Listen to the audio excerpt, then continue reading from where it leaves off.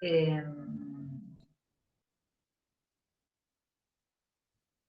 el día de ayer vimos la parte de revoques, ¿sí? Y hoy vamos a ver esta etapa dentro de la construcción, que es lo que nos va a permitir reconstituir la hermeticidad y las prestaciones térmicas, hidráulicas, etcétera, de la construcción. ¿Por qué? Porque nosotros vamos a realizar una serie de vanos en nuestra caja arquitectónica con distintas funciones. ¿Cuáles pueden ser esas funciones o necesidades que nos lleven a hacer oquedades dentro de ese sistema murario? ¿Cuáles son las principales? Y acceso, ventilación, iluminación.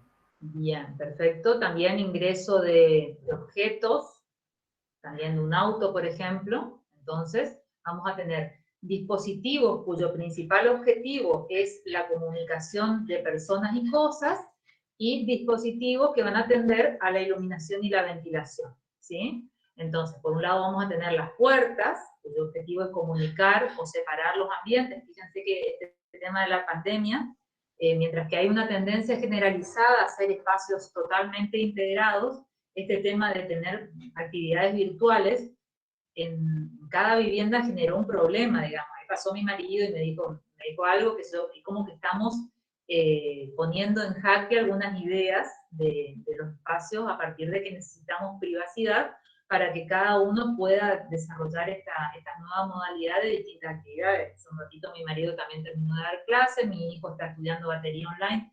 O sea, sinceramente se pone en cuestión cómo organizamos el espacio a partir de estas nuevas necesidades que surgen o que pusieron al descubierto la pandemia.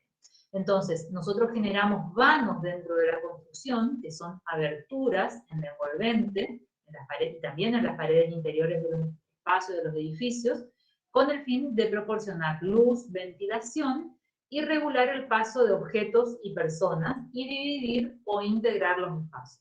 Fíjense esta caja con estos agujeros. ¿Qué pasa en esos agujeros, en esas oquedades? Ingresa agua, ingresa bichos, ingresa polvo, etc. Nosotros tenemos que reconstituir,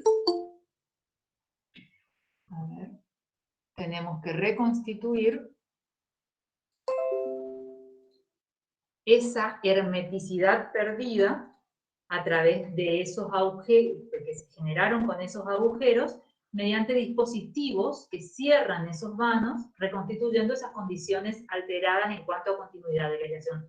Hidro, de agua, termo, de térmica, de calor, de intercambio de calor, y acústica, de seguridad y de privacidad, porque nosotros también vamos a querer poder ver hacia el exterior, pero que no entre una persona, o también que en determinado momento esa persona de afuera no me vea a mí cambiándome o bañándome, o ese tipo de cosas. Entonces vamos a tener que regular a través de esos dispositivos distintas funciones que pueden ser resueltas integralmente o con distintas capas. Por decir, la seguridad bien puede ser una reja, la parte hidrotermoacústica de la ventana, la privacidad puede ser o un postigón exterior, o puede ser también una cortina interior, tipo blackout, ¿sí? Entonces, cada una de esas funciones se va como complementando. También cada forma que tiene de abrir los distintos dispositivos nos permiten o nos dificultan esas posibilidades. Por ejemplo, hay algunas formas de abrir de las aberturas que nos permiten colocar una reja o no, y hay otras que, por ejemplo, nos permiten o no, o hacen más engorroso un sistema de oscurecimiento interior o exterior, de acuerdo a cada una de esas formas de abrir. Entonces acá tenemos la obra gruesa y acá ya la obra más fina, donde ya tenemos tanto las aberturas como las rejas, no sé si lo alcanzan a ver. ¿Cuáles son esos cerramientos o esos dispositivos de cerramiento de vano? Para ser más preciso, tenemos las puertas, las ventanas, los dispositivos de oscurecimiento y los dispositivos de seguridad. Las puertas tienen como función regular el acceso y circulación de personas, de muebles, de vehículos, ¿sí? Etcétera. Integrar o separar los espacios Y auxiliarmente lo podemos considerar un método de iluminación, ventilación, vistas. Mientras que generalmente las ventanas, si es que todo está en regla, no debería ser para que pasen personas ni muebles, sino que deberían regular la iluminación natural, la ventilación natural y las vistas de las personas. En general, a uno le genera sensaciones o percepciones agradables como ser humano el lograr esa iluminación natural, esa ventilación natural, y poder integrarse con el espacio exterior para, digamos, relajarse, para generar un mejor ambiente. En cuanto a la iluminación natural y la ventilación natural, están establecidas con condiciones mínimas de acuerdo a cada reglamento de construcción. Ustedes seguramente para arquitectura ya estudiaron todas esas cuestiones, como por ejemplo decir que cuál sería la iluminación natural de un local de primera, aproximadamente. ¿Alguien se acuerda? ¿No hicieron la planilla de locales en arquitectura 1? Un décimo del área, ¿no era, profe? El 10% para iluminación natural. Y la ventilación, hay distintas situaciones, están las cocinas, los baños tienen distintas situaciones, pero en esos locales de primera, ¿cuál era la ventilación?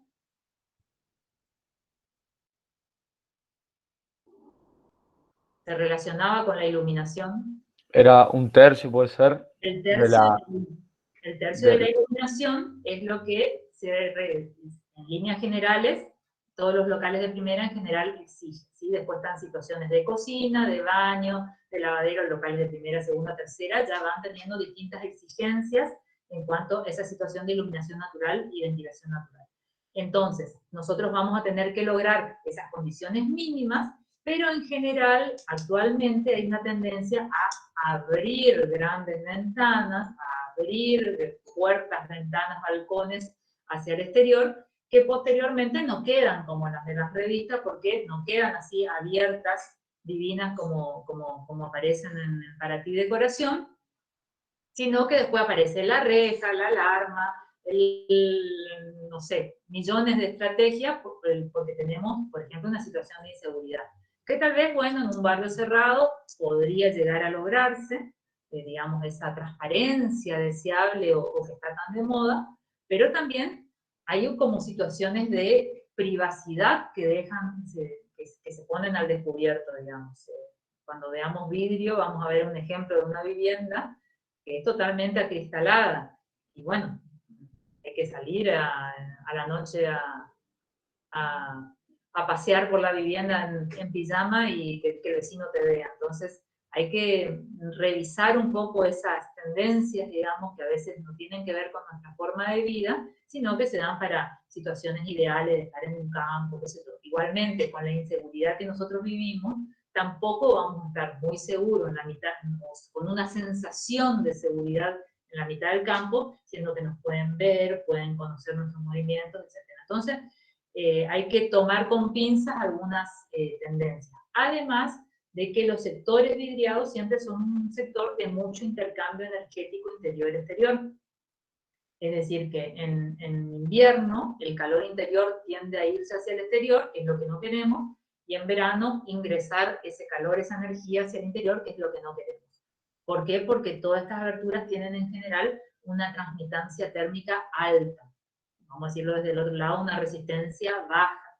Entonces, hay que ver esas dimensiones y también tener en cuenta las protecciones, porque en general la durabilidad y la necesidad de mantenimiento de estos dispositivos de cerramiento de vano depende de que se encuentren adecuadamente protegidos por la propia forma de la vivienda. Si nosotros tuviéramos una situación ideal, tendríamos que lograr viviendas como grandes paraguas que protejan las aberturas, ¿sí? Por ejemplo, en una orientación norte, con un alero de 1 metro a 2,60, 1,20 m, nosotros estaríamos permitiendo que ingrese el sol en invierno, que es lo que queremos, y que no ingrese el sol en verano. Porque hago la mano así, que creo que ustedes me ven y yo no sé.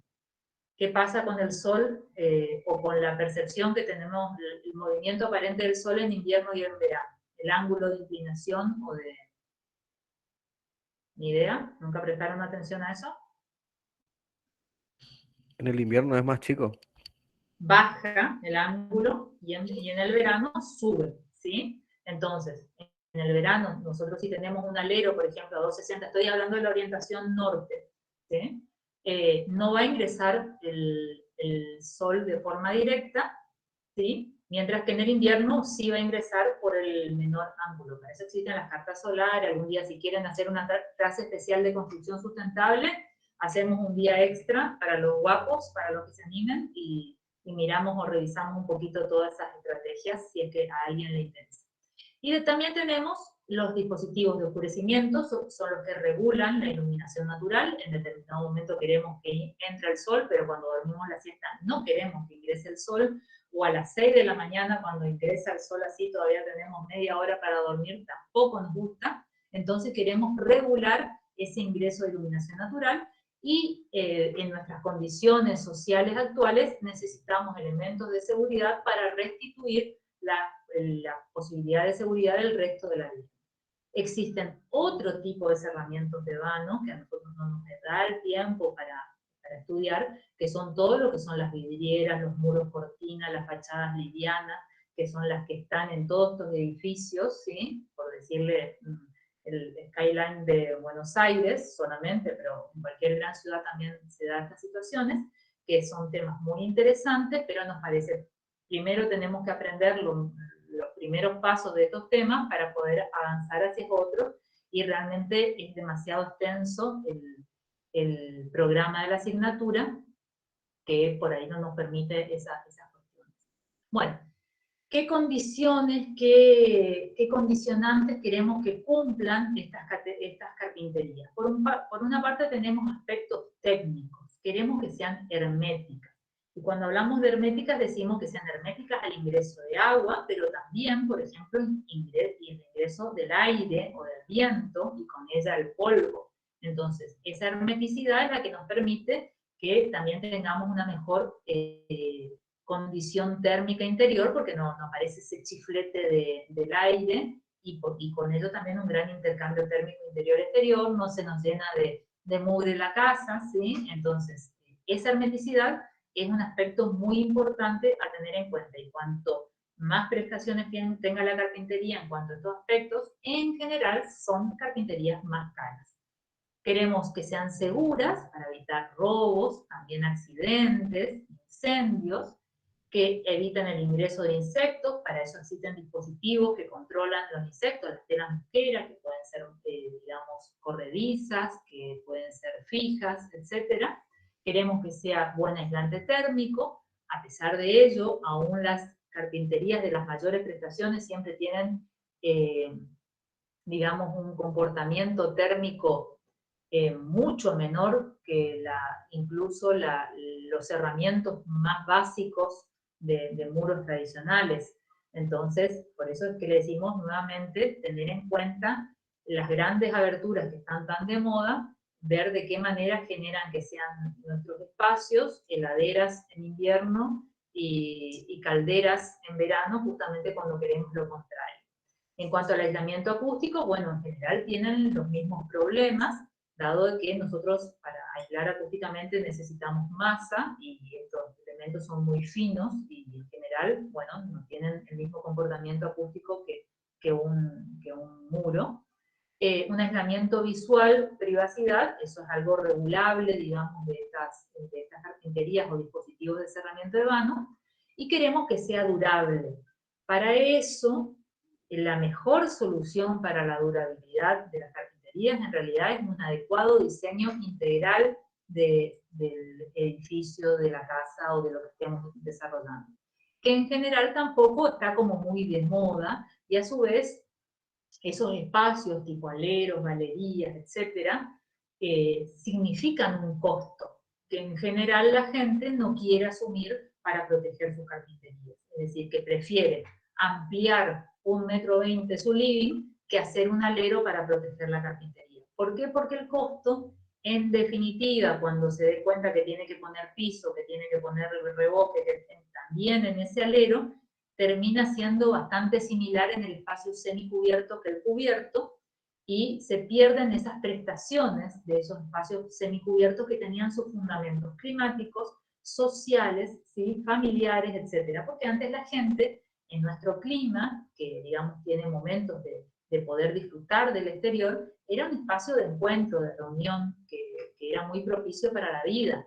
De hecho, las construcciones, digamos, vernáculas, no sé si conocen la palabra vernácula, atávicas, tampoco, las espontáneas, vamos a decir, ranchos, etcétera, tienen en cuenta esos espacios semicubiertos que nosotros no tenemos en cuenta actualmente en nuestras construcciones, ¿sí? Incluso hay un modelo de digamos, vivienda bastante precaria, que es binuclear, es decir, con 2 sectores cubiertos y un espacio semicubierto intermedio, que se llama la culata Yobay, y que tiene todo su fundamento, digamos, bioclimático, que es recuperado actualmente como una buena práctica de diseño bioclimático pasivo.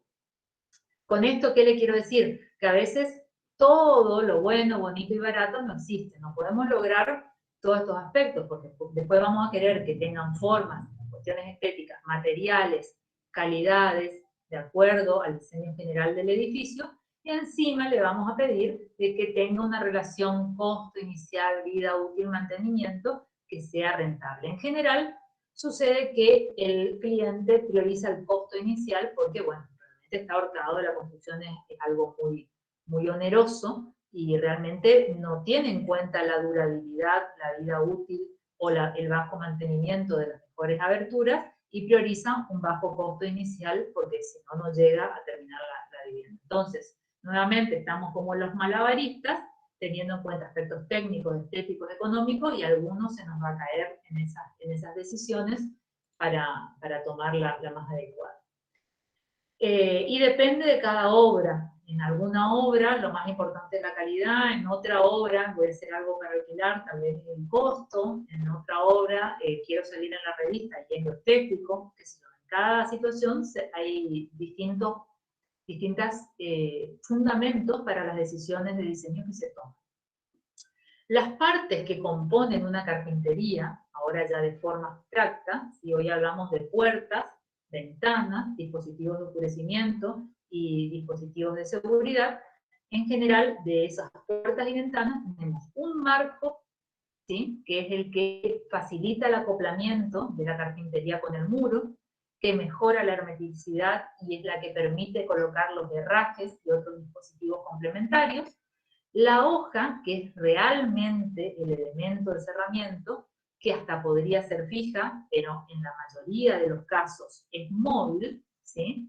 Entonces ahora vamos a hacer el chiste de que es una puerta de abrir, que es lo que generalmente se dice por rebatible o abatiente, siendo que todas se mueven, ¿sí? En general toda puerta se debe mover porque si no, no tiene sentido así. Y los herrajes, que son los que permiten 3 cosas: movimiento, accionamiento y retención, ¿sí? Esas 3 cosas se le agrega un otro que pueden ser, qué sé yo, una mirilla para ver la persona que accede a la casa, un golpeador con cara de león para evitar un timbre, qué sé yo. Suena medio a castillo de Drácula, pero existen ese tipo de otros herrajes que existen dentro del mercado.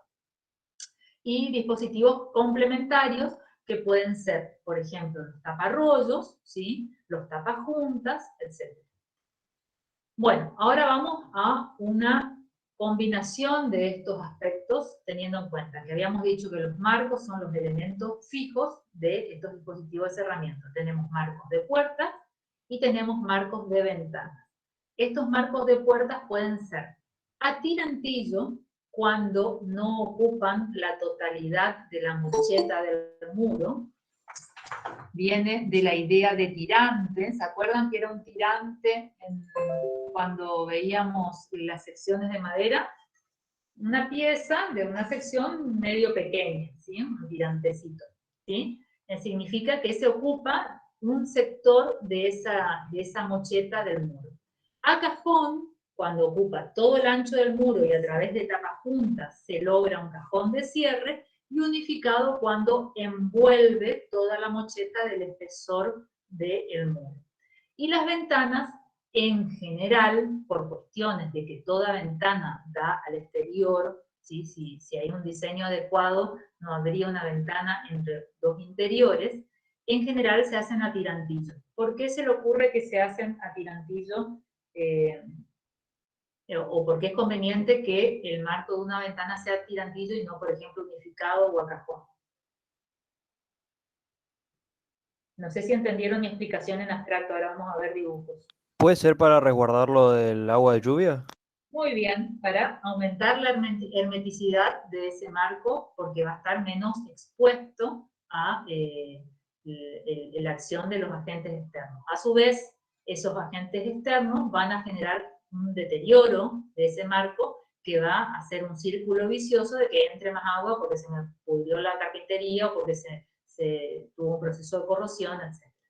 Bueno, en cuanto a las hojas y los herrajes, que son los elementos móviles, dentro de las hojas tenemos puertas, que pueden ser de exterior, que serían macizas, tipo tablero, abastidor y tablero, mixtas o vidriadas, y las interiores, que en general son puertas placas. Yo puedo colocar en un interior una puerta maciza o abastidor y tablero, pero en general por una cuestión de costos, en el interior se colocan simplemente puertas placas que no tienen las mismas prestaciones en cuanto a seguridad, hermeticidad, etc.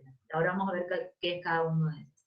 Y las ventanas, en general, son vidriadas y pueden o no tener dispositivos de oscurecimiento y de seguridad. En general, digo en general porque de hecho muchas veces se hace, uno va por la calle y ve, a una puerta no se le agrega una reja. La puerta en sí misma es el elemento de seguridad de una puerta exterior. Lamentablemente, con las situaciones de inseguridad que vivimos, vemos de seguido que tenemos una puerta con una reja pegada que, lógicamente, queda, digamos, cuestionable, pero bueno, cada uno sabe qué priorizar en cada caso, si su seguridad o la estética.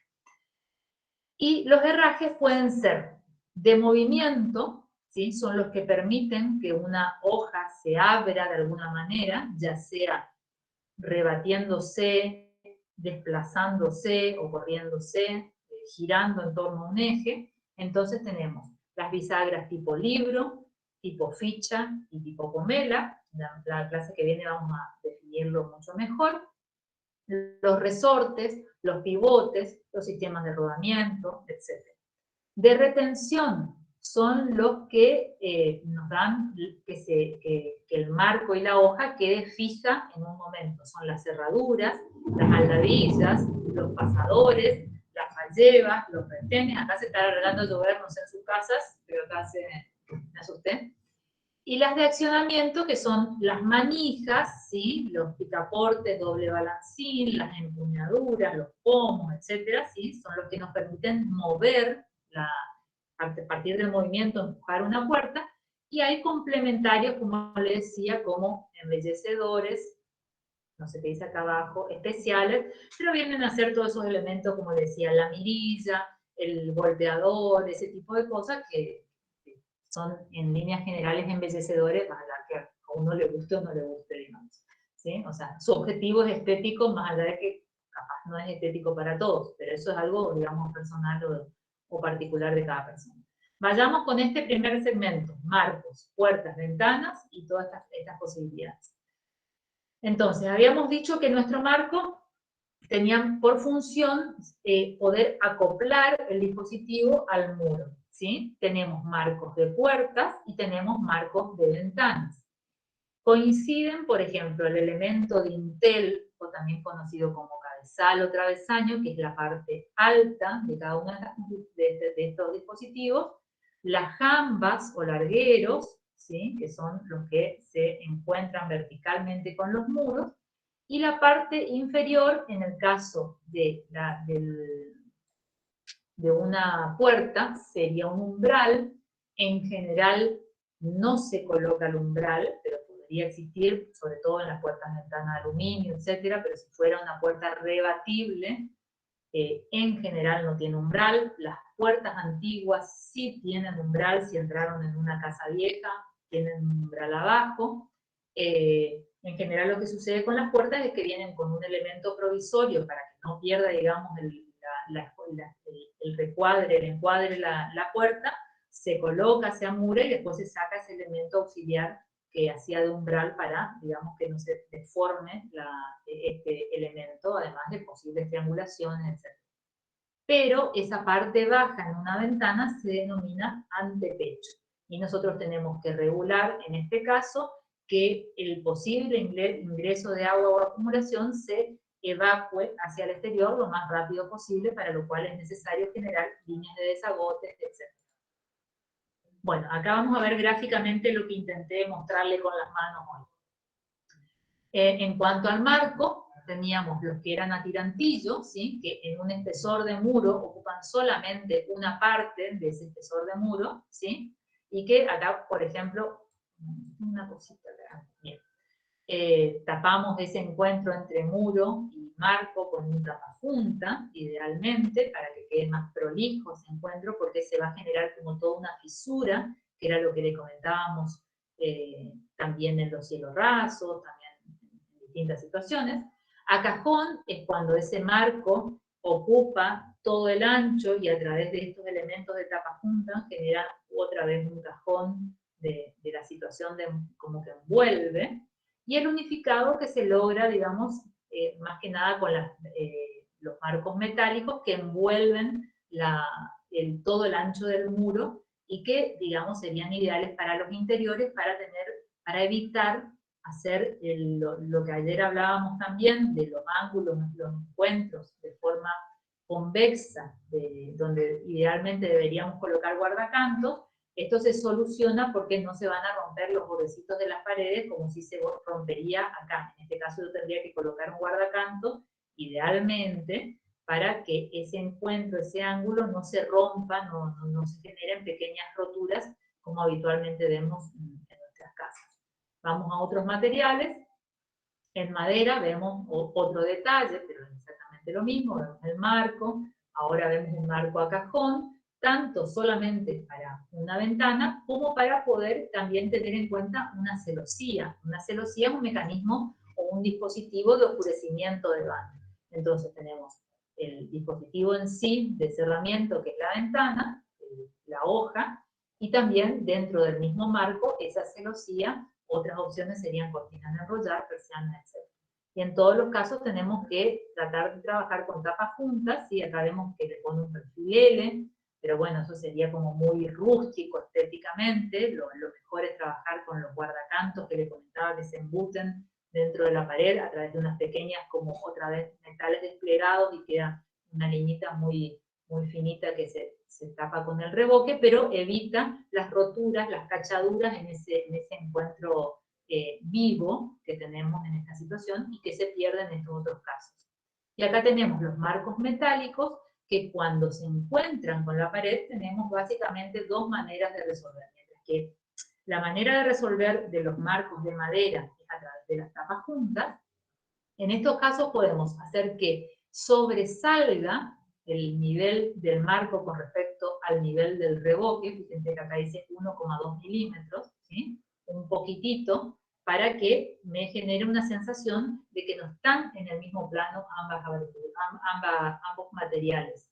O si no, generar una buña nuevamente, como habíamos planteado en cielos rasos, etc. Entonces, fíjense que nuevamente empezamos a tener las mismas cosas que habíamos comentado con respecto a las soluciones tecnológicas que se repiten a lo largo de la asignatura, como ser buñas, goterones, dispositivos de tapar mediante metal desplegado, etc.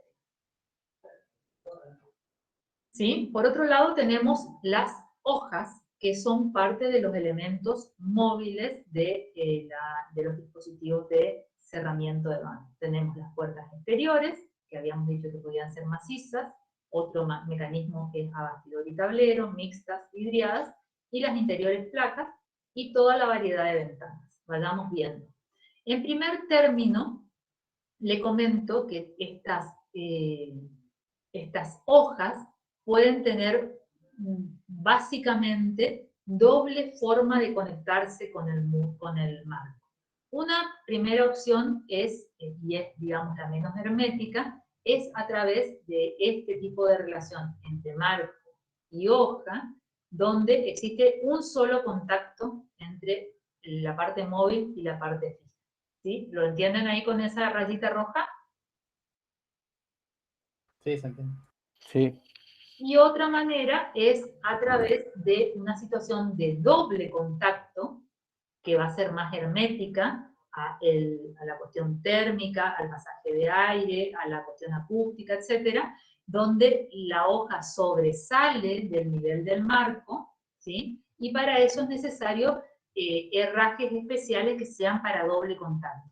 No se llega a apreciar muy bien, digamos, pero esta pomela, que lo van a ver la clase que viene, que es plana, porque rebate 100%, mientras que esta tiene como un pequeño doblez, que es para que quede aprisionado dentro de, pueda embutirse en este ángulo del marco, ¿sí? Tiene como un pequeño juego de forma, lo que es una pomela para simple contacto y una pomela de doble contacto. A su vez, acá tenemos dos materiales que después van a ver también, puede ser bronce, puede ser zincado, podría ser bronce platil, pero digamos tenemos una variedad tendiente a infinito. Si nos pusiéramos en exquisito, a este detalle lo que le faltaría es, por un lado, un guardacanto en este ángulo vivo y un tapajunta en el encuentro de la pared, pero simplemente acá le quería mostrar, lo hice rápido porque siempre lo dibujamos en el pizarrón, pero bueno, ahora no tenemos pizarrón, así que hicimos lo que pudimos en un ratito antes de comenzar la clase. Pero no sé si se entienden el concepto o le parece muy abstracto. Con sinceridad, ¿se entiende por qué acá hay un contacto y por qué acá hay dos contactos? Sí, se entiende, profe. Y se entiende que cambia también el herraje porque uno tiene como que meterse adentro del marco para poder trabajar, si no, como que no queda fijo, ¿sí? Bueno, después si tienen oportunidad, si en su casa tienen de los dos tipos, muevan, observen, fíjense que en uno queda como más desplazado, la bisagra, en este caso tipo pomela, pero podría ser, hay dos tipos más de bisagra, libro y ficha, pero en general se ocupa para estos casos las pomelas. Bueno, habíamos dicho que las puertas pueden ser macizas, que en realidad son enrasadas, bastidor y tablero, vidriadas, placas y mixtas. Yo le pregunto, ¿es factible pensar en una puerta maciza? A ver, ¿qué ancho tiene una puerta aproximadamente? 90 centímetros. 90 centímetros, desde, digamos, si vamos a estar hablando de exteriores, estamos hablando de 80, 90 metros de ancho, más o menos, y un alto de 2 metros. 2 metros, que con marco da un 0,5 generalmente. Existen otras medidas, no es algo dogmático, o sea, uno puede pedir puertas a medida de 2,20, que si tiene una familia que son todos muy altos, tal vez 2 metros 0,5 es poco, así que todo eso, los espacios son muy altos y entonces estamos hablando de otro tipo de puerta, o estamos hablando de otro edificio, estamos hablando de la casa de gobierno de Corrientes que tiene una puerta de como 5 metros de alto, entonces en cada situación particular eso es alto, pero así de forma estándar, hoy en día, como son las cosas, hoy es 2,05. Entonces, ¿a ustedes les parece que podemos conseguir un pedazo de madera que tenga 80, 90 centímetros, 1 metro por 2 metros, por 4 o 5 centímetros de espesor? ¿Eso es factible? Muy difícil. Muy difícil, tenemos que devastar la secuoya gigante de Estados Unidos para poder hacer nuestra puertita, ¿sí? Entonces, lo que se hace es en realidad este tipo de soluciones que ustedes la pueden visualizar cuando vuelvan a la UNE, son como están hechos las celosías de toda la UNE, ¿sí? Son una serie de, digamos, listoncillos verticales que para que tengan, digamos, estructura en sí mismos, se los cruza con una Z o con doble Z de maderas en el sentido, en otra capa. ¿Se acuerdan de la celosía de la facultad o nadie se acuerda? el dispositivo de oscurecimiento de las ventanas. ¿No tienen recuerdo? Sí, profe. ¿Sí? Incluso creo que el laboratorio ese que está ahí abajo, no es un laboratorio, sino es una cámara frigorífica o algo así de la función original del edificio de la UNE, que era como hogar-escuela. Creo que también es una puerta enrasada abajo de construcciones A en la facultad. ¿Sí? Después cuando volvamos algún día lo pueden mirar y poder observar con mayor precisión. Es un tipo de puerta muy rústica que hoy en día no es usada, pero si ustedes alguno mira Hermanos a la Obra o alguna de esas cosas, fíjense que a veces quieren una puerta tipo granero para separar un espacio, lo que sea, y en general, o le llaman así como granero, la cuelgan de unos rieles rústicos donde se ven los rodillos que van moviendo la puerta, etcétera, como un estilo que está volviendo para algún gusto. Es decir, que también tienen que saber esto porque no sabemos si el día de mañana se ponen súper de moda de nuevo este tipo de aberturas que hoy nos parecen rústicas, no nos parecen que nos va a tocar en la vida real. Un poco más hacia lo que sí se usa o todavía se usa, una forma de construir una puerta o de fabricar una puerta maciza de madera es a través de piezas, y esas piezas son el bastidor y los tableros. El bastidor se refiere a toda la especie de encuadre, no voy a decir marco porque marco es lo que está antes, digamos, marco es lo que está tapando el tapajunta acá, está por debajo de este tapajunta, ¿sí? ¿Sí? Acá se ven que las tres bisagras tipo libro para un tipo de abertura así ya de este peso, ¿sí? Entonces, estos elementos, ¿se acuerdan cómo se llamaban estos largueros, estas jambas, ¿sí? Y posteriormente, en el medio, se colocan lo que son los tableros, que son piezas más finitas, ¿sí? De menor espesor, que se encastran dentro de esa especie de marco que arma dentro de la abertura de la parte móvil, la hoja móvil. ¿Se entiende? Ahora vamos a ver en planta. Tenemos entonces el bastidor, que tiene una sección más importante, y un tablero, que es una pieza más finita, por ejemplo, de 2,5 centímetros. Y este bastidor va a tener, por ejemplo, 2 pulgadas cepilladas, que va a rondar los 4 centímetros. Y tenemos posibilidades de que sea una abertura a simple faz o a doble faz. ¿Cómo estoy mirando esta puerta? ¿De adentro o de afuera? ¿De adentro? De adentro, ¿sí? Y ustedes observan que este tablero tiene como unos dibujitos, ¿no es cierto? Hacia el encuentro con el bastidor. Observan así como una moldura. Por las bisagras también puede ser, profe, que estén Con eso adentro. está adentro, exacto. Si no, Sí, desarmamos la bisagra y entramos a claro. la casa, ¿sí?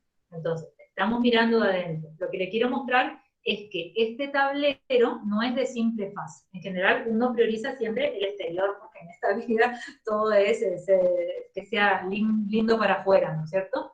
Entonces, esta abertura es de doble faz, porque tiene esos rebajes y molduras, tanto en el interior como en el exterior. Si ahora vemos, fíjense que este corte en planta, este corte, lo ven, bastidor, tablero, tiene moldura en un solo sentido. Ese sentido en general sería en una sola de las caras. En general sería hacia el exterior. Pero si nosotros queremos que sea lindo de afuera y de adentro, trabajamos con doble faz, ¿sí? Con doble moldura hacia el interior y hacia el exterior para que quede más agradable. El encastre de estas partes, ¿sí? Del bastidor se da generalmente a cajón y espiga, ¿sí? Donde se pasa un tarugo. A veces si ustedes prestan atención, no sé si se llega a ver en esa puerta, creo que no tenemos precisión para ver, pero se debería ver un redondito tipo tarugo, no se llega a ver, o yo no veo, donde se encastra esa pieza de lo que sería la parte alta, tipo dintel, tipo umbral. ¿Sí? Ahora, ¿qué sucede? Ese bastidor y tablero también puede ser todo de madera, como habíamos dicho, o ser un bastidor de madera, por decirle un tipo, pero podría ser aluminio, chapa, etcétera, y un tablero vidriado, en cuyo caso vamos a tener un dispositivo o una forma de agarre entre el bastidor y el vidrio, que en el exterior ya viene integrado, y en el interior se resuelve con esta pieza especial que se denomina contravidrio, que va clavado al bastidor y va del lado de adentro. ¿Por qué va del lado de adentro? Yo pregunto preguntas obvias, pero nada es obvio en esta vida. No hay que dar nada por supuesto, dicen los 4 principios malos. Por ¿Por qué el seguridad, contravidrio va por dentro? para que no se lo quite. Sí, entonces por una cuestión de seguridad, de hermeticidad y de seguridad. Si no, cualquiera vendría, sacaría los contravidrios y entra a la vivienda porque el vidrio sale. ¿Sí? Ese contravidrio puede ser de aluminio, burlete o de madera, ¿sí? Que serían las distintas posibilidades. Las puertas placas se tratan de maderas terciadas, que son maderas muy finitas, de 2 o 3 milímetros, que se generan, digamos, una transformación de la madera, que se va cortando como en rollos, ¿sí? como desgasándolo, y se hace otra vez una especie de bastidor, ¿sí? Que tiene en el interior la estructura. Ahora ya no vamos a trabajar con maderas de calidad, como era la anterior, era una madera de Viraró, por ejemplo, o de Raulí chileno, eran las aberturas más prestigiosas. Actualmente está muy puesto en duda el uso de las maderas nativas para la construcción, y hay una tendencia a ir hacia las maderas de reforestación por cuestiones ambientales. Pero en general se hacían de, como le digo, Viraró, Lapacho, Raulí chileno eran las más recomendables por diversos motivos. Tal vez si íbamos a hacer como un enrasado, podría ser cuestiones más rústicas, tipo algarrobo, etcétera, pero esas son las que tenían. Bueno, ese bastidor se rellena con una especie de tablero de estructura, que pueden ser rejillas de maderas muy finitas encastradas, o como rulos de esa madera también tipo terciada, unidas con resina. ¿Qué es lo que queremos? Hacer como una estructura muy liviana interior, donde se pega el terciado, pero que no nos va a dar una seguridad que con una patada una persona no entra. Un motivo por el cual una puerta placa, por cuestiones de durabilidad y de seguridad, no se usa para un exterior, sino que se usa solamente para situaciones interiores, donde se supone, nunca se sabe, que dentro de una familia estamos en una situación de armonía y no hay problema que pase de un lado a otro. Pero bueno, ya a esta altura tampoco podemos dar esa seguridad para nadie. Acá está cortado, debe decir 1,98, se habrá cortado el 1. ¿Sí? Rulos encolados, travesaño, rejilla, encastrado, guardacanto nuevamente, y digamos distintas posibilidades, o nido de abeja o rulos de la propia material. También puede ser situaciones mixtas dentro de una hoja de bastidor y tablero. Y acá sí pueden ver los tarugos que le decía hoy de la caja y espiga. ¿Sí? Si prestan atención, si están mirando en una compu y no en un celu, pueden observarlo. En este caso, fíjense que tenemos una puerta, bastidor y tablero, de los cuales 9 de vidrio repartido se usaba mucho en una época, donde tenemos 9 tableros vidriados y 6 tableros de madera maciza. Fíjense que en este caso no tenemos un bastidor, un tablero a doble faz, porque no tiene ninguna moldura esta parte de abajo de la madera, no sé si pueden observar, con respecto al anterior, no sé si llegan a percibirlo. Y acá sí estamos viendo lo que le decía de los taruguitos, que es la caja de estilo. No sé si llegan a ver o yo no más veo. Bueno, ¿cómo son las formas de abrir de estas puertas? Tenemos las bisagras verticales. Son lo que en la vida real cualquier albañil diría es una puerta de abrir, ¿sí? Y eso está, ustedes no lo pueden poner en un plano, ni en un parcial, ni en un final. ¿Por qué no? La bisagra vertical es una puerta de abrir.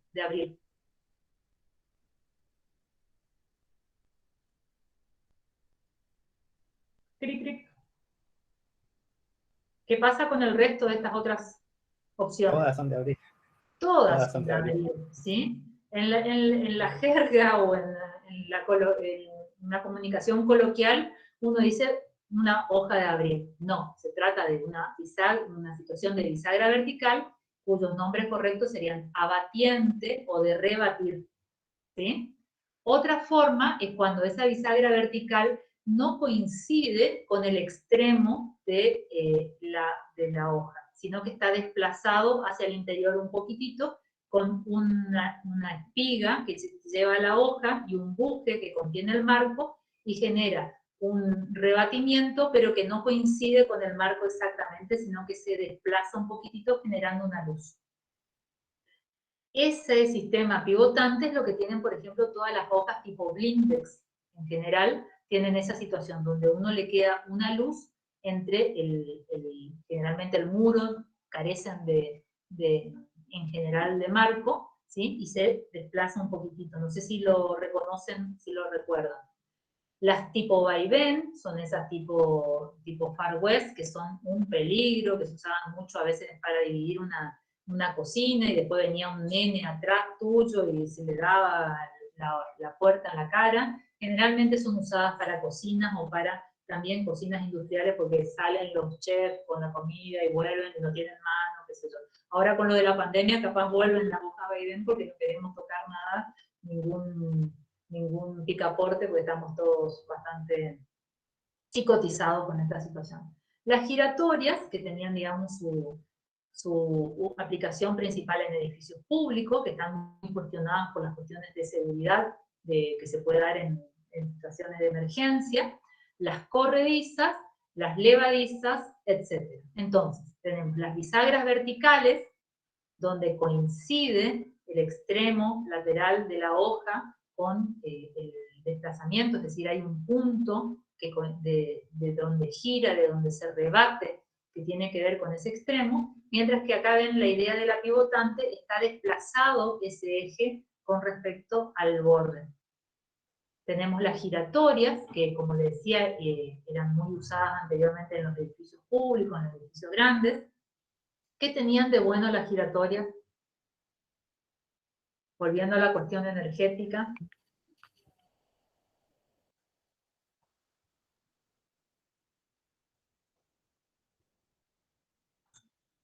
No permiten la salida o entrada de aire. Generaban como una especie de tapón, ¿sí?, entre el interior y el exterior. Nunca había como una comunicación de la situación del ambiente exterior con el interior, por ejemplo, hacía rendir mejor el aire acondicionado. Otras soluciones que se usan ahora son como espacios intermedios, por eso le digo espacio tapón, que es el nombre técnico, donde tal vez en un acceso de un hotel, uno tiene un primer acceso, una galería como cubierto, un espacio cubierto, y recién el acceso al espacio climatizado. Entonces, ese espacio intermedio no tiene las condiciones, digamos, térmicas precisas, pero mejora mucho el rendimiento del aire acondicionado interior, que requiere menor energía para estar permanentemente, porque no hay una puerta que se abre y se intercambia todo el aire interior-exterior de forma continua, de forma inmediata. Bueno, tenemos las corredizas simples, por ejemplo, cuando tenemos una hoja que corre sobre otra, una está fija y la otra se desplaza encima, y te podría tener una simple con un desplazamiento con un riel, por ejemplo, superior, que se desplace sobre un muro. Pero también tenemos la posibilidad de que sean telescópicas. Estas puertas telescópicas hacia un lado o hacia dos significa que se embuten dentro de la pared. Pueden ser, por ejemplo, hacia un solo lado o hacia dos lados. ¿Qué tiene de bueno una puerta telescópica? A ver, pensemos en aspectos positivos de cada cosa. Veamos el lado bueno de cada cosa. ¿O qué tienen de bueno las puertas corredizas en general? ¿Telescópica o no telescópica? Deja utilizable todo el espacio de las paredes de ambos lados. Exactamente. Yo no necesito como un espacio de barrido, que las hojas rebatibles o abatientes tienen todo un espacio de barrido donde no se puede hacer nada, no se puede colocar un mueble, no se puede, digamos, entonces en espacios muy pequeños, qué sé yo, a veces a uno le toca resolver un consultorio odontológico con una sala de espera chiquitita, qué sé yo, o poner un vestidor dentro de un dormitorio existente, te piden que ir a un vestidor separado, no un ropero, y bueno, entonces uno va por esas soluciones que tienen sus inconvenientes. A ver, pensemos ahora en lo negativo de esto. ¿Qué puede tener de negativo las corredizas y sobre todo las corredizas telescópicas? Corredizas, las que yo conocí por lo menos, eran muy ruidosas. Casi siempre fueron ruidosas el sistema de corredera. Ajá. Y conocí a uno que se embutía en la pared, como la telescopia, de una hoja que se embutía y se la rompió. Y tuvieron que romper la pared para... No hay manera de resolver, ¿sí? Cuando se Claro. curva, por ejemplo, un poquito una puerta placa, empieza a rozar con todo el interior, ¿no es cierto? Se raya, ¿sí? Y después ya deja de funcionar del todo y realmente no tenemos puerta. Y hay que cambiarla, como vos decís, incluye la pared. Porque en general estas puertas, cuando son placas, se trata de como un marco que viene con pues si fuera de una sola hoja, con el doble de la hoja, que va metido dentro de la pared, e incluso con el metal desplegado para generar el rebote de ese lado. Y es todo un sistema único entre la hoja y la parte telescópica embutida. Entonces, la solución es romper PP y poner una nueva, y realmente es engorroso.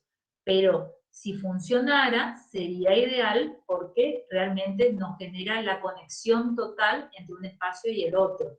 De hecho, a veces se usan mucho este tipo de aberturas en soluciones arquitectónicas tipo tropicales, donde hacen todas las aberturas, todas las puertas corredizas hacia un extremo, y realmente después uno de la adentro hacia la afuera no hay separación entre el espacio. Y que queda realmente bueno cuando funciona. Ahora, cuando no funciona, lo llamamos el arquitecto, ¿sí? Podrían ser levadizas. ¿En dónde son usadas mucho las puertas levadizas?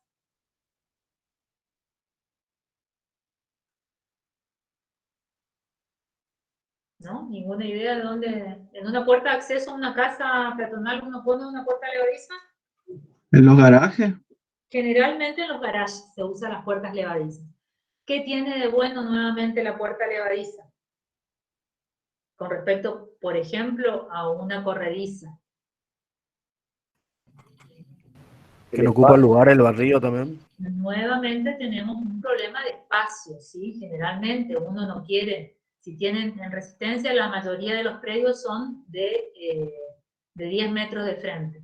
Y tener que ocupar 6 metros para que tener una puerta de acceso vehicular que se desplace 3 metros para un costado, genera todo un espacio perdido, digamos, que la gente no desea, ¿sí? No desea perderlo para eso. Entonces las levadizas aparecen como una buena opción. ¿Cuál es el problema de las levadizas? ¿Necesitan un motor? ¿Cómo? ¿Necesitan un motor? El motor es opcional, es lo que lo hace más... uno podría hacerlo manualmente, pero el motor es lo que le da la funcionalidad, el gusto de levantar con un clic desde el auto. También por cuestiones de seguridad es interesante el tema del motor. Pero Y en general... el mantenimiento puede ser, profe.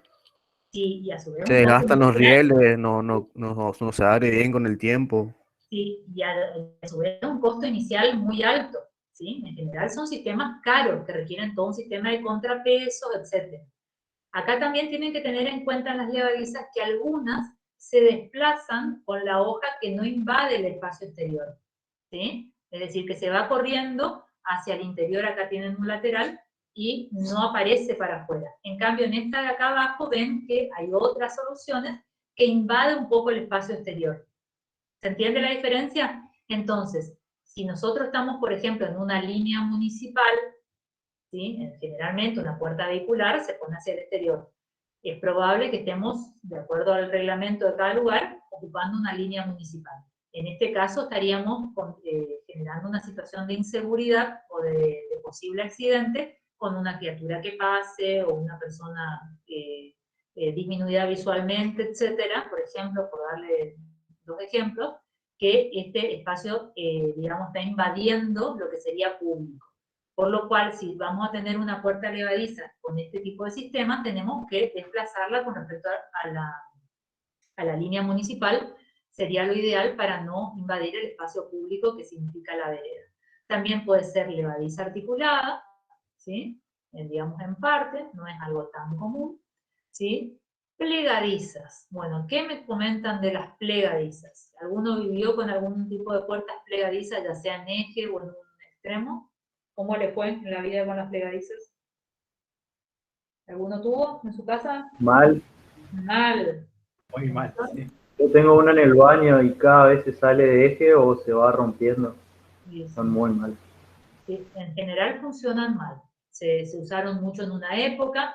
Nuevamente tenemos ese beneficio de que ocupa poco espacio, ¿sí? Nuevamente no tenemos un barrido grande como la puerta rebatible, y era reusado en una época para unir o separar espacios, pero lamentablemente terminaban sacándose porque no funcionaban o no andaban muy bien.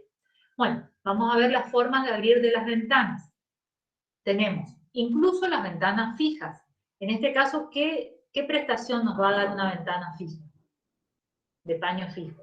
Iluminación. Solamente iluminación, no nos va a dar ventilación.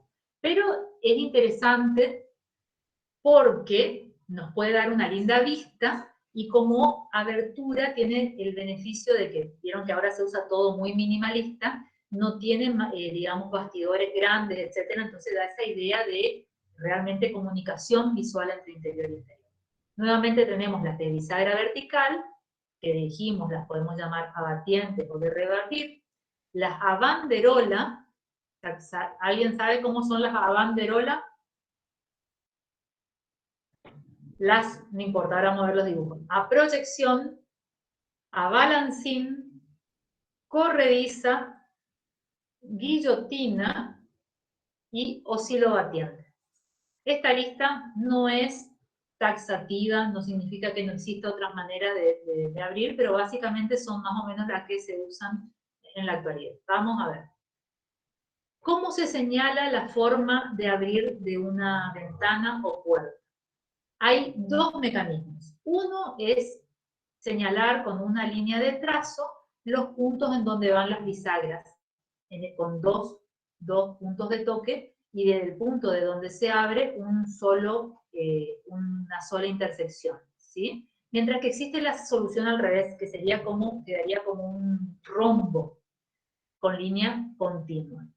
Existe, o sea, hay libros que dicen este sistema que le estoy dibujando yo, y hay libros que dicen el otro. Lo que no pueden hacer es mezclar dentro de un mismo plano las dos formas de representación. Es decir, que optan por uno u optan por otro. Bueno, las a bisagra vertical, abatiente o de rebatir son las que todos conocemos como ventanas de abrir, ¿no es cierto? ¿Sí? ¿Qué tienen de bueno, qué tienen de mala las ventanas rebatibles o abatientes? A ver, pensemos en cosas buenas y malas de cada uno. Que se puede abrir completamente. Tenemos una ventilación del 100%, ¿sí? Exacto, muy buena apreciación. ¿Qué más? No se le puede poner reja. ¿Se le puede o no se le puede? Difícil. ¿Cómo?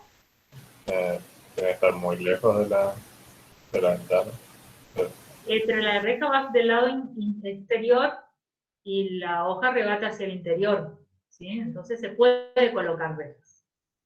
¿Qué tiene de negativo una ventana batiente o de rebatir? Golpean con el viento. Se golpean con el viento. Tienen algo más Y positivo. me molesta la abrir. Genera todo un espacio perdido. En todo ese barrido de la hoja, yo no puedo colocar muebles, etc. Es difícil la combinación con cortinas interiores o dispositivos de oscurecimiento interior también, ¿sí? O sea, si bien es factible, hay que correr todo para poder practicar. Practicar es una forma de decir abrir la ventana, ¿sí? Tiene otra cosa buena también. Con este tipo de aberturas podemos lograr el doble contacto, ¿sí? Es decir, una mayor hermeticidad que, por ejemplo, en las corredizas, donde la hermeticidad no se logra nunca del todo, ¿sí? Bueno, a ver qué tiene de bueno y qué tiene de malo la corrediza. Profe, algo particular de la corrediza es que para poner una tela mosquera es mucho más simple que la otra. ¿Puede ser? Y en este caso podríamos colocar también una hoja de tela mosquera corrediza. Entonces yo decido qué lado abro, qué lado no, ¿sí? Pero en este caso tengo que ir a un 100% de tela mosquera, si es que la quiero colocar. ¿Sí? Mientras que en este caso podría con la mitad de tela mosquera solucionar con una corrediza nuevamente de tela mosquera. ¿Sí? Si quieren ahora le traigo, acá yo me había traído una ventanita para mirar cualquier cosa. Bueno, ¿qué más estamos viendo? Bueno, ¿qué otras cosas buenas tiene la corrediza? Es la más usada, así que debe tener sus prestaciones positivas. En cuanto a la ventilación, ¿por qué ventilación me da? La mitad de la ventilación es como máximo. El 50% si tengo 2 hojas. Si tuviera más hojas, podría ir a 2/3 o más, ¿sí? De acuerdo a la cantidad de hojas. Y Puede ser. recupero el espacio frente ¿Cómo? a la ventana. Recupero el espacio que me sacaba Sí. la hoja que se abría. ¿Puedo colocar, está bien eso, puedo colocar dispositivos de seguridad? Sí, sí. Sí. En general también es muy compatible con los dispositivos de oscurecimiento interior y posiblemente exterior. Es decir, que es una ventana que en general es muy valorada por su mecanismo, a pesar de que, bueno, no abre el 100%, no nos genera esa ventilación, pero reglamentariamente no sería necesario, dado que con el tercio de la iluminación estaríamos suficientes. Podríamos combinar las ventanas con sectores con bisagra vertical, paño fijo, por dar un ejemplo. También se usa mucho colocar corrediza con un paño fijo inferior, ¿sí? Variedad de situaciones de diseño. Acá que les estoy mostrando cómo se grafica, y en esto me adelanto un poco, a lo que es plano de carpintería que vamos a ver el martes.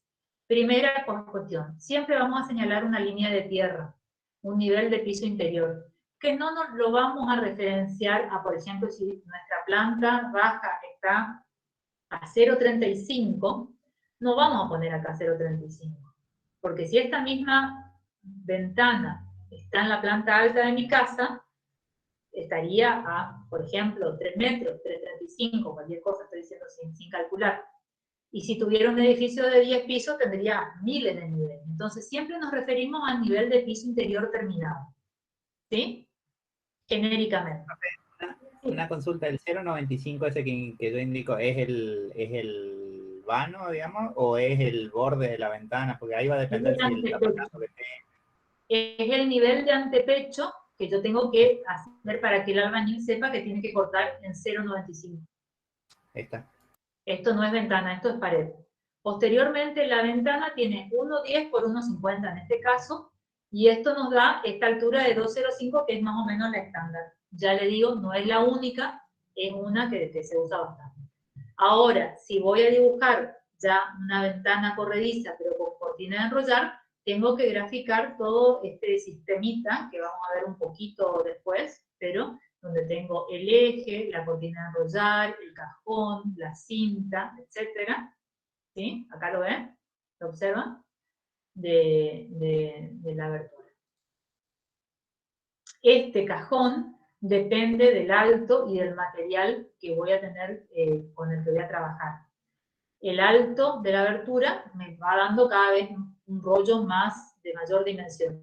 A su vez los materiales, si fuera madera, me da también nuevamente un mayor espesor, y voy bajando si es aluminio, PVC, etc.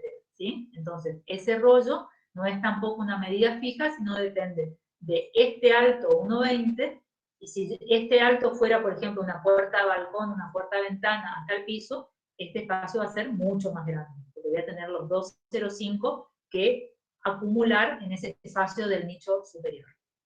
Después tenemos las ventanas a banderola. Las banderolas son las que tenían mucho de las casas antiguas, ¿sí? Que, digamos, en vez de estar las bisagras en el eje vertical, están en el eje horizontal inferior, en el umbral. ¿Se entiende este dibujo? ¿Sí? Y se señala, ahora, como las bisagras están abajo, siguiendo la misma lógica de lo que dijimos anterior, se señala con esta línea de trazo. La parte móvil, no sé si lo llegan a ver, no incluye el marco, ¿sí? Porque en el parcial me hacen un cuadrado con esas dos rayas. Tenemos primero un marco, y luego el bastidor de la hoja, y luego el tablero de guiado. Generalmente se trata de ventanas altas, ¿sí? Que, a ver, pensemos en cosas positivas y negativas de la banderola.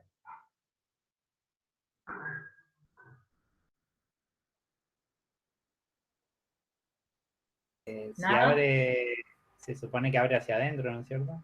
Sí. Y no sé, la circulación de aire ahí, no sé qué tal. Es muy interesante la circulación de aire. O sea, era una abertura muy usada, ¿se acuerdan? Las ventanas, las puertas grandes en las casas antiguas, arriba tenían banderolas. Y era realmente un mecanismo de refrigeración permanente.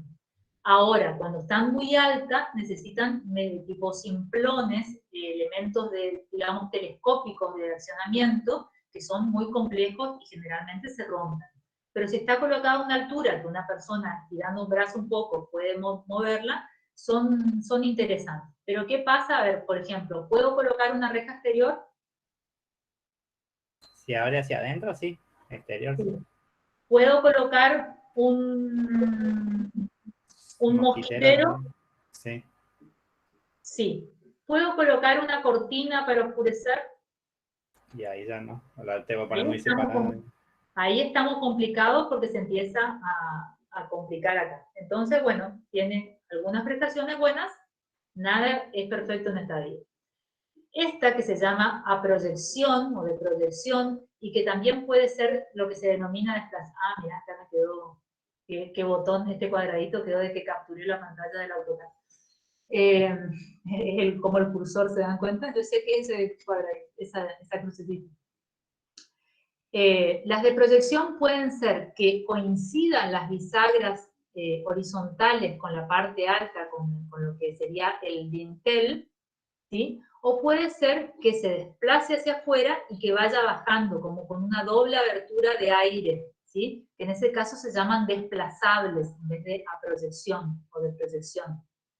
¿Qué tienen de bueno y qué tienen de malo las de proyección? A ver, pensemos más o menos en las mismas categorías que venimos analizando.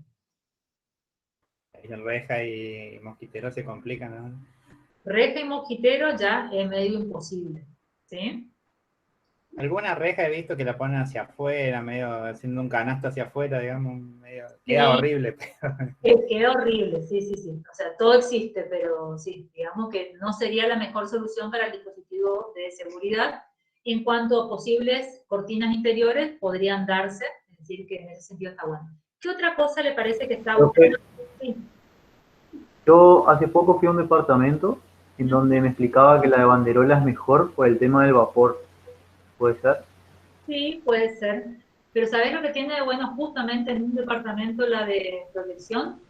Y cuanto más alto te vayas, mejor. Más aún funciona.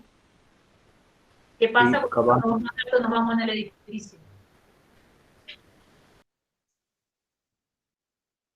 El viento es cada vez más fuerte.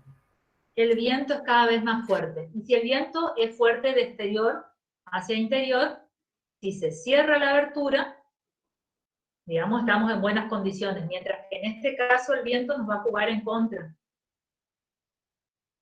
¿Se entiende?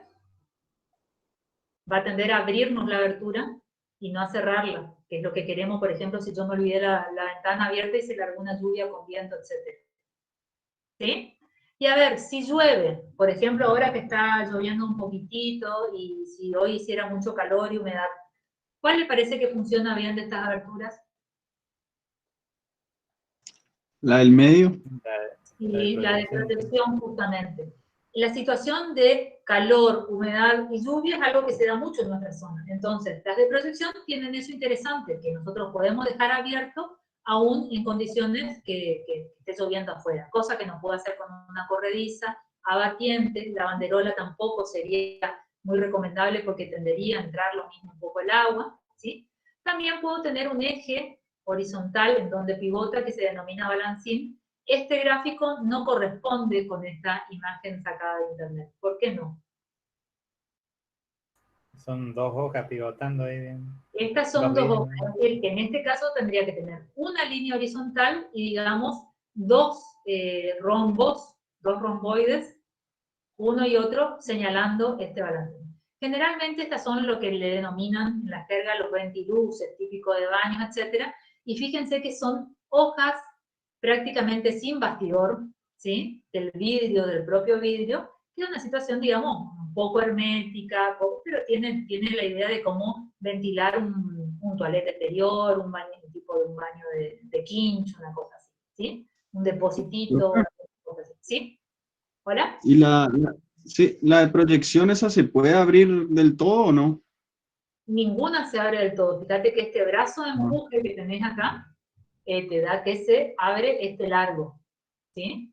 No, pero digamos que ventila bien por su forma.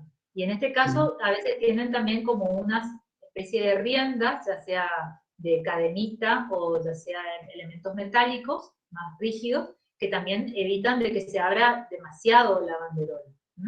También tienen de buena estas dos, tanto banderola como de proyección, que puede lograrse el doble contacto. De hecho, si la miran un poquitito a la hoja, van a ver que tiene una formita así como que sobresale y tiene la posibilidad de lograr ese doble contacto hermético.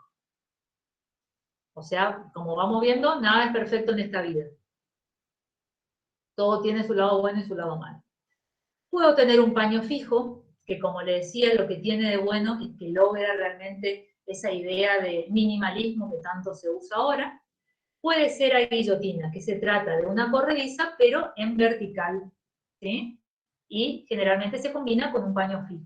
Tenemos distintas. ¿Qué tiene de bueno, por ejemplo, la guillotina y el paño fijo? Nuevamente, ¿qué puedo colocar? En ambos casos tienen más o menos las mismas prestaciones.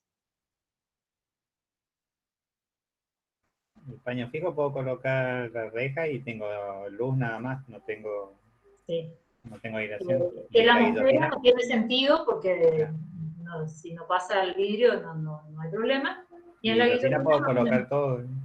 Puedo colocar todo. Entonces, ¿pero qué tiene de malo la guillotina?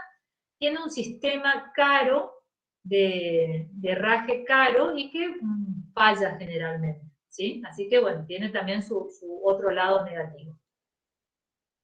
Y tenemos, por ejemplo, esta solución que es como la más sofisticada, que son las oscilobatientes, que son aberturas que de acuerdo acá arriba tienen 3 posiciones del herraje, de la manija que tiene en el interior, ¿sí? Que cuando está vertical está cerrada, que cuando está horizontal me permite como una bisagra vertical, ¿sí? Es como rebatible, abatiente, por eso oscilobatiente. Y cuando está en posición vertical, me permite que sea como una banderola. Otra vez, estamos hablando de muchas prestaciones que están buenas, por ejemplo. A ver, tengo un baño que me da medio a una circulación de gente posible. Y, por ejemplo, le coloco un vidrio esmerilado o algo así que no se ve. Cuando quiero ventilar todo el baño, ocupo la posición abatiente, porque tengo una amplia ventilación para evacuar el vapor, etc. Y en esta que me da una pequeña apertura, lo ocupo en caso de que pueda estar circulando gente o que me puedan ver, etc., porque no me van a poder, a menos que quieran espiar, no me van a poder ver por este agujerito. Se trata de un sistema de herraje caro, pero están buenas todas estas prestaciones que le comento. Es de los más sofisticados en la actualidad. Seguramente vendrán cosas más sofisticadas. Y una cuestión intermedia entre lo que es una puerta y una ventana son las tipo puertas tipo balcón, que acá lo que recomendamos es que trabajen con umbrales rehundidos dentro del contrapiso. En general, uno va a colocar esta abertura dividiendo no dos espacios interiores, sino un espacio interior de un exterior, donde generalmente va a haber un desnivel. Entonces, el umbral queda perdido en el nivel del piso interior y no sobresale, es decir, no tengo que levantar la pata para pasar de interior a exterior. Que no solamente es una cuestión de seguridad e incomodidad, sino que va a ir lastimando esa parte baja del marco, donde corren los rieles, donde están los rieles por los cuales corren las hojas, donde se desplazan las hojas, y que se van a ir lastimando por el paso de las personas con zapatos, con pasar objetos, carrito de chico, lo que sea. Entonces, la idea de recomendable es este tipo de solución, para lo cual, si queremos una altura final de 2,05, lo que tengo que pedirle al que fabrica es que sea de 2,10 la puerta balcón para que se reúna dentro del nivel de piso interior, porque mi detalle se refiere a este nivel de piso y no al exterior, ¿sí? Por eso decimos nivel de piso interior. ¿Se entiende? Es deseable, no es obligatorio, es lo que le recomendamos nosotros. Veamos ahora un corte típico de un sector de antepecho de una ventana, ¿sí? A ver, ¿quién me puede decir qué puede ser? Bueno, capaz que es lo que menos se conocen. ¿Qué es el bota agua?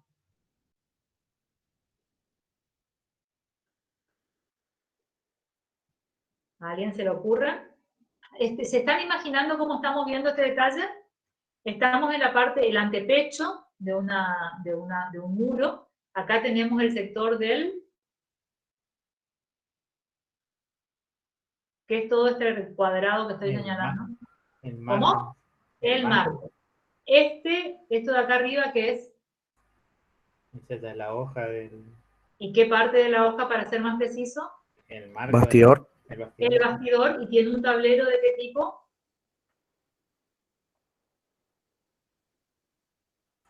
Con una moldura para afuera o para adentro.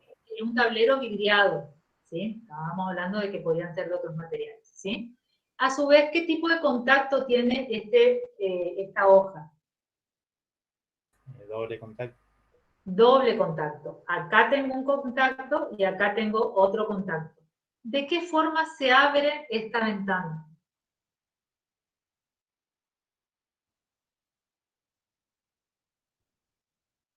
Debería ser la de rebatir, ¿eh? De rebatir, abatiente, etc. ¿Cómo lo sabes? Por el doble contacto y... Calculo que la pieza esa, no sé si ese será el botagua o la pieza que está adherida al bastidor que... Sí, esta naricita es justamente el botagua, que era lo que decíamos que teníamos que averiguar, ¿sí? Es una pieza que tiene por objetivo proteger el ingreso de agua hacia este encuentro entre hoja y marco, ¿sí? A su vez, ese marco tiene que tener cada tanto lo que es un canal de desagüe. ¿Cuál le parece que es el canal de desagüe?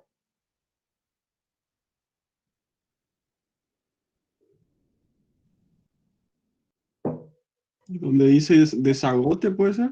Sí, exactamente. Se hacen unos agujeritos en el marco de madera que no hay que tapar, porque a veces después pintan la abertura y tapan, queda todo lleno de cetol o lleno de mugre, lo que sea, lleno de cemento. Tiene que estar realmente ese desagote, porque el ingreso posible de agua tiene que poder evacuar, porque si no de esto se pudre, ¿sí?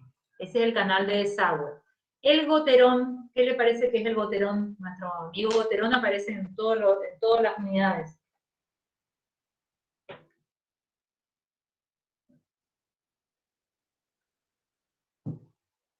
¿Dónde tenemos algo parecido a un goterón acá?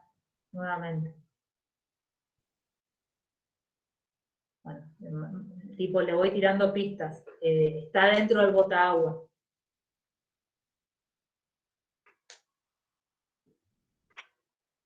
El triangulito.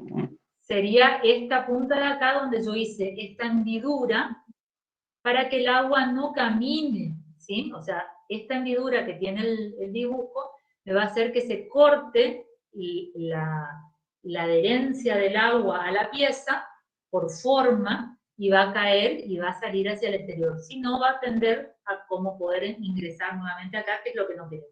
¿Se acuerdan que cuando hablábamos de las losas, etcétera, hablábamos de los goterones, como la necesidad de evitar de que el agua camine hacia el interior y que humedezca toda esa zona, ¿sí? Es como un corte vertical que favorece que escurra el agua. El bastidor, ¿qué sería? Lo habíamos señalado, es toda esta pieza que tenemos acá. El contravidrio, en este caso es un contravidrio aluminio que está mezclado con una hoja de madera. El tapajunta, ¿Lo vemos al tapapunta?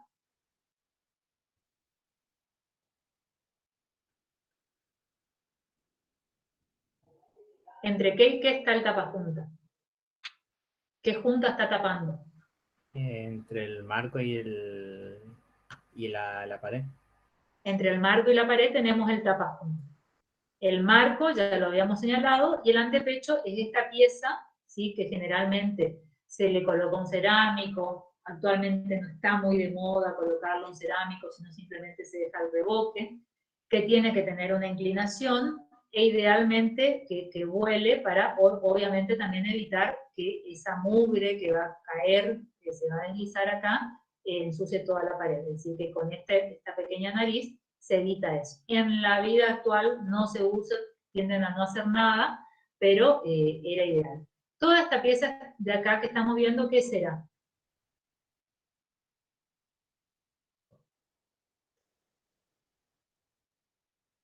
Y era el postigón para oscurecer, ¿eh?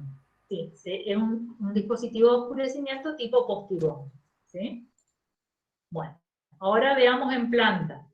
¿Esta planta corresponde a ese corte que vimos recién?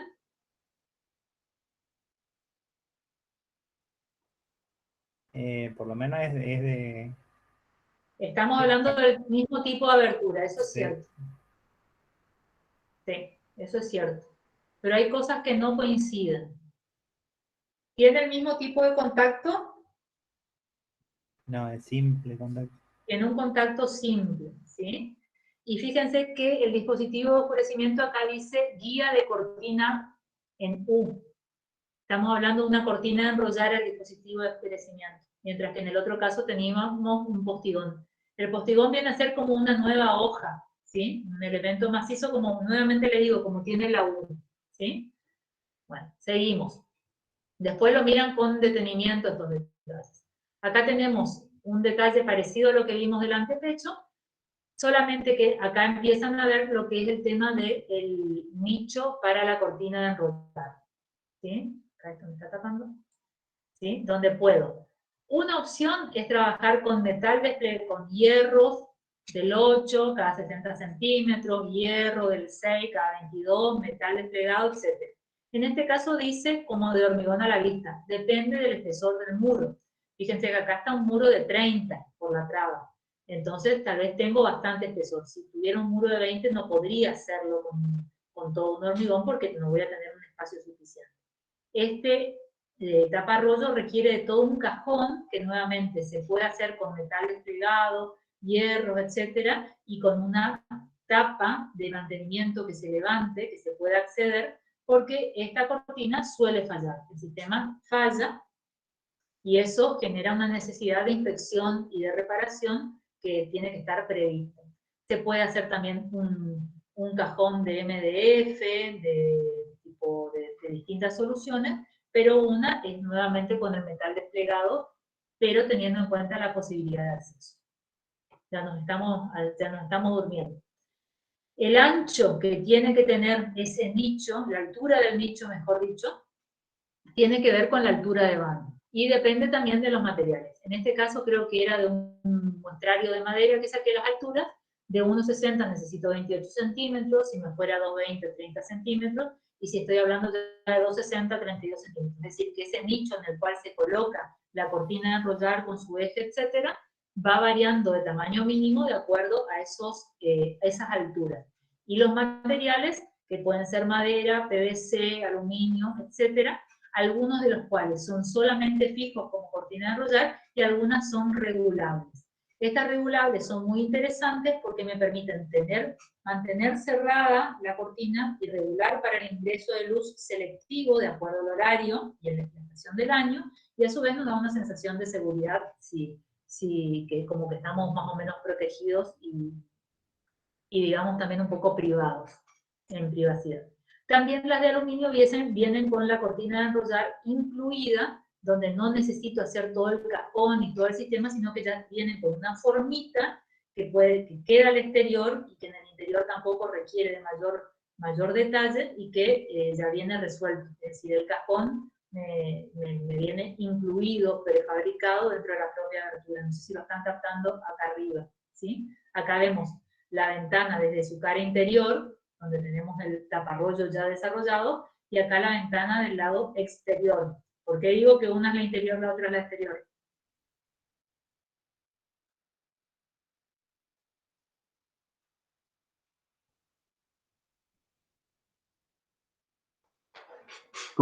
¿Cómo dijo, profe? ¿Por qué digo que esta es la vista interior y esta es la vista exterior de la ventana? Se ve la correa. Por la cortina. La cortina en un caso se la ve perfecta, ¿sí? Se la ve exterior. En el otro veo el bastidor, la hoja con el bastidor de aluminio y el tablero vidriado. Estoy viendo el vidrio de adentro, también todo el sistema de cerramiento del interior. De afuera no tengo ningún tipo de elementos de retención porque si no sería accesible de afuera. Toda cortina de enrollar tiene que tener un tope también para evitar que se pase, ¿sí? O sea, este tope no es para abajo, sino que es para arriba, para que no siga de largo la cortina y se pierda dentro del rollo. ¿Lo ven acá, estos boquitos? Bueno, en líneas generales, ¿con qué materiales podemos trabajar? Y ahora vamos a hacer como que nos vamos de shopping o miramos Mercado Libre así, bla, bla, bla, bla, para dar algunos ejemplos. Podemos hacerlo con madera, que tiene de bueno una idea de calidez, da una terminación elegante si fuera una madera bien tratada, tiene problemas de higroscopicidad, es decir, que lo ataca la humedad y a su vez eso modifica sus dimensiones, por los cuales después posteriormente puede ser que falle su funcionalidad, y requiere de mucho mantenimiento, es decir, que una vez por año hay que darle una mano de cetol, una forma de decir, hay que pintarlo con varias manos de cetol, porque si no, el material se ataca. Nuevamente, si esa ventana está protegida con un alero, una galería, su durabilidad es enorme. Si está expuesta a los cambios de humedad, es decir, a situaciones de mucha agua, y después sequedad, y a su vez a los rayos ultravioletas, que es lo que más ataca la madera, su vida útil es bajísima. Entonces, depende de una cuestión de diseño también, cómo está colocado. La chapa, que es un material económico, que se usaba mucho y ahora realmente ya no se está usando, porque por cuestiones de mantenimiento, problemas de corrosión. A ver, digo, no se está usando. Hay tipos de abertura de chapa que sí se siguen usando bastante. Aluminio, que son las más durables, porque no requieren mantenimiento, y que nosotros decimos como que son buenas, pero en realidad tenemos un abanico de calidades y costos que es muy amplio, o sea, que digamos depende de dónde estamos dentro de esa variedad, estaríamos con una buena prestación. Y las de PVC, que son las más caras, tienen muy buenas prestaciones energéticas, hermeticidad, etc. Pero a mí me gustaría ver con el tiempo cómo funciona realmente con los agentes climáticos de nuestra zona, los rayos ultravioletas. Porque el PVC es un material que es muy atacable por los rayos ultravioletas. Supuestamente este es un PVC que no lo ataca, etc. Pero bueno, a mí me gustaría que pase un poco más el tiempo para ver realmente las prenociones. Existen otros tipos de materiales, acero inoxidable, todas de vidrio, etc. Bueno, y acá como que estamos mirando Mercado Libre, vemos de madera, vidrios repartidos que se usaban antes, con un arquito, con línea recta, ¿sí? Dice que son corredizas, no se percibe mucho por el detalle. Fíjense, ¿alguien me habló? Fíjense esta puerta de madera maciza, que elegante que queda, con estos vidrios fijos a los costados, ¿sí? Da una idea imponente de acceso. Estuvieron medio flojo con el felpudo acceso, se podrían haber jugado un poquito más con algo más lindo. La variedad de colores, texturas, de formas, de molduras que nos permite la madera, tiene su gusto, es algo que gusta a la sociedad. Soluciones más modernas dentro de lo que es la madera. Fíjense que en este caso tiene 4 bisagras, a veces por el peso de la hoja se trabaja con más de 3, que es como lo mínimo de bisagras. ¿Sí? También se lo puede usar para lo que es la parte de portones. Acá lo que estamos viendo es todo el sistema de contrapeso y de guía que significa un portón. Las de chapa habíamos dicho que eran habitualmente las que se ocupaban en los barrios Fonavi, etcétera, que digamos son las más económicas, que pueden ser afectados, requiere su mantenimiento también por la cuestión de la corrosión, pero también es cierto que se están usando bastante para puertas de acceso, ¿sí? Con distintos tipos estéticos, ¿sí? Desde los más símil tradicionales, es decir, que esta puerta de chapa está imitando lo que sería una puerta bastidor y tablero de madera en su formato, mientras que esta ya va a soluciones mucho más modernas, que son, digamos, las que se están usando, soluciones lisas, que a veces uno coloca, por ejemplo, en un toilet que da al exterior, por ejemplo, en una zona de parrilla, etc. Esta es una solución como sería una puerta placa, pero de chapa, entonces mucho más segura y mucho más durable. Generalmente estas puertas de chapa están inyectadas en su interior con espumas para que sean más rígidas y que tengan más solución acústica. Y fíjense que también se usan en soluciones integrales cada vez más. Tenemos fachadas introvertidas, es decir, fachadas donde no se ve nada hacia el interior, por privacidad, por estilo, etc. Y se mezclan ya la puerta con el portón de acceso vehicular, todo en chapa, con un diseño que bueno, que aspira a ser moderno. En cuanto a las de aluminio, tenemos todas, acá tenemos para que ustedes vayan viendo distintas formas de graficar, y si todo esto está subido al aula virtual, pueden ver todos los detalles, H6, H11, de cada encuentro, ¿sí? Está todo resuelto, o sea, solamente hay que saber dónde aplicarlo en cada caso. Los mecanismos, los análisis de los detalles ya están todos hechos por las empresas que lo venden. Lo importante es que ustedes puedan aplicar la solución, ¿sí? En este caso tenemos una puerta tipo balcón, pero es rebatible, ¿sí? Por eso tenemos esta forma de abrir.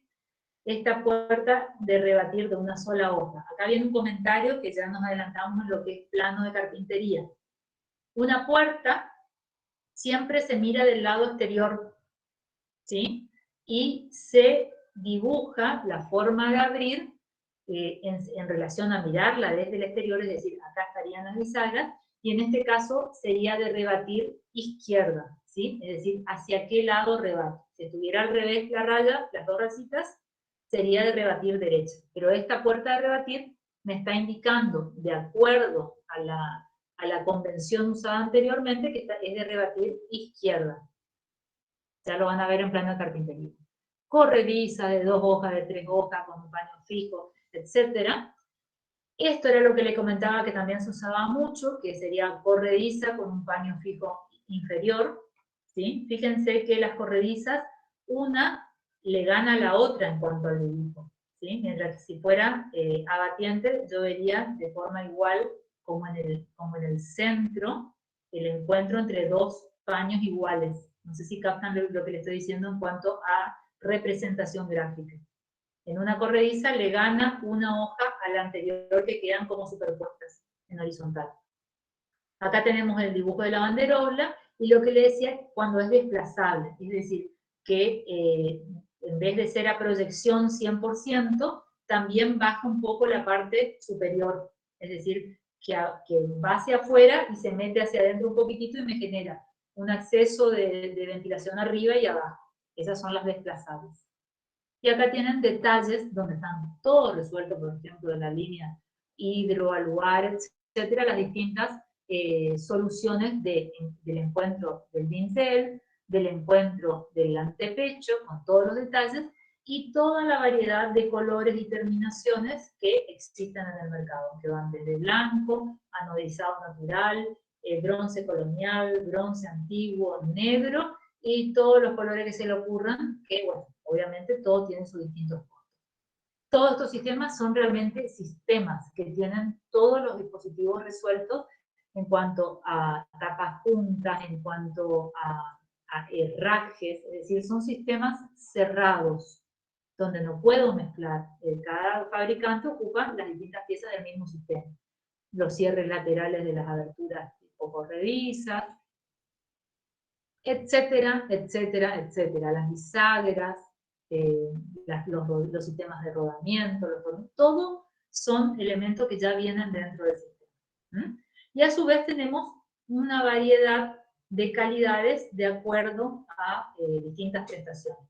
Desde la línea Herrero, que es como la más elemental, liviana, etcétera, hacia las más caras, que son por ejemplo la A30, o incluso hay una que está ahora saliendo más perfiles, que es la A40. Si observan, lo que están buscando a nivel estético son formas más minimalistas, que no tenga tanto cuerpo el bastidor, y a su vez que tenga una forma más recta que lo que venían teniendo, ¿sí? Si lo ven desde un punto de vista estético. ¿Qué significa este doble vidrio que estamos viendo acá? ¿Y cómo se llama? El DBH.